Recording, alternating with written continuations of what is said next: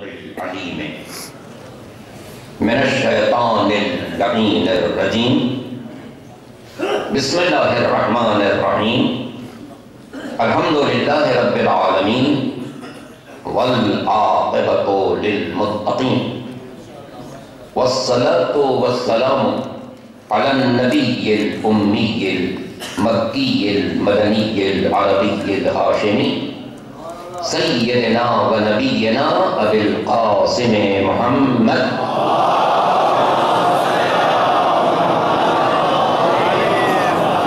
وآله الطيبين الطاهرين المعصومين واللعنة على أعدائهم أجمعين أما بعد فقد قال الله سبحانه وتعالى في محكم كتابه الكريم وقوله الحق بسم الله الرحمن الرحيم رجال لا تلهيهم تجارة ولا بيع عن ذكر الله درود پڑھیے محمد وعلیہ وسلم.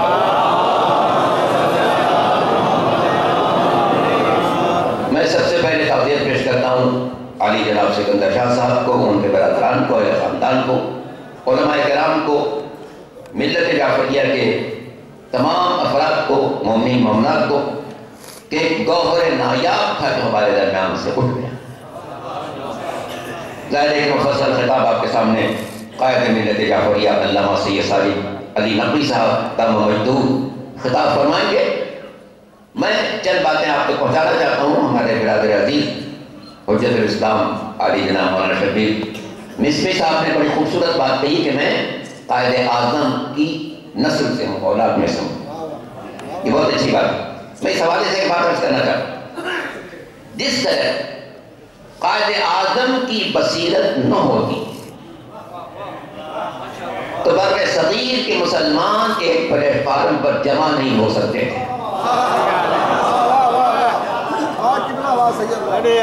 جس طرح قائد اعظم محمد علی جناح کی بصیرت نہ ہوتی تو بر صغیر کے مسلمان ایک پلیٹ فارم پر جمع نہیں ہو سکتے تھے. اسی طرح عالی جناب وزارت حسن نقوی کی بصیرت اور مسلسل جدوجہد نہ ہوتی تو شیعہ پاکستان ایک پلیٹ فارم پر جمع نہیں ہو سکتا.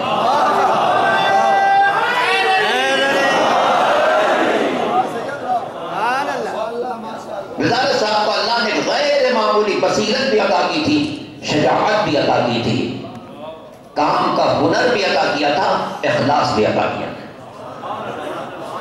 میں جن دنوں نجف مشرف سے آیا اس زمانے میں یہاں پر ایک ڈکٹیٹر مسلط تھا ضیاء الحق کے نام سے، جو دین کی ہمارے مذہب کی نفی کر رہا. اس موقع پر ضرورت تھی کہ ایک مرد قلندر سامنے آئے جو پوری قوم کو ایک دھارے میں لے کر چلے اور اس قومی قیادت کے لیے جو مسلسل جدوجہد فرمائی گرامی مرتبہ عالی جناب سید وزارت حسن نقوی نے، اس کے لیے پوری ملت ہمیشہ ان کی سپاس گزار رہے گی. اکثر کہ اس کنونشن کو کبھی فراموش نہیں کیا جا سکتا جس میں علماء، خطباء، ذاکرین، شعراء، زعماء، وکلاء، ملت کے تمام نمایاں شخصیات لاکھوں کی تعداد میں اسی سرزمین پر جمع ہوئی. اور یہ مرحوم کی کاوش تھی جس کی بنا پر پوری قوم نے یک آواز ہو کر کہا ہمارا قائد، ہمارا رہبر مفتی جعفر، مفتی جعفر. اور اس کے بعد پھر قائد شہید علامہ علی حسن الحسینی اللہ تعالیٰ ان کے درجات بلند فرمائے، اسی ڈکٹیٹر نے ان کو شہید بھی کیا اور پھر اس وقت سے قیادت فرما رہے ہیں علامہ سید ساجد نقوی صاحب. اللہ تعالیٰ ان کو صحت و عافیت صاحب طویل زندگی عطا فرمائے. حقیقت یہ ہے کہ جو کارنامہ جناب وزارت حسن نقوی صاحب نے انجام دیا وہ ایک غیر معمولی ہے. ملت کے ہر طبقے کو بکر کی سرزمین گواہ ہے کہ ان جو کنونشن یہاں پر ہوا قائد ملت جعفریہ کے سلسلے میں وہ بے مثال تھا، جس میں پاکستان میں بسنے والے ہر طبقے فکر کی کامل ترین نمائندگی موجود تھی.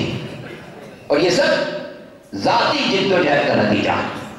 اور پھر اس مرد مجاہد کی خدمات کو ہم کیسے کس طرح الفاظ میں تحسین پیش کر سکتے ہیں؟ جو سینکڑوں رازوں کو اپنے سینے میں لے کر چلا گیا. اور کیوں لے کر چلا گیا؟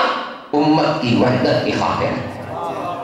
امت کی وحدت کی خاطر مسلسل جد و جہد کا نشان تھے.